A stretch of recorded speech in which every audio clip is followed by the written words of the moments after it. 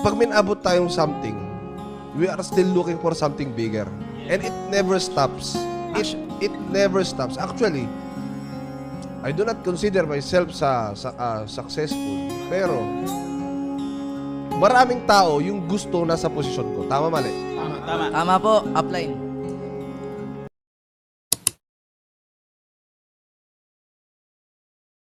So, diploma on diskarte.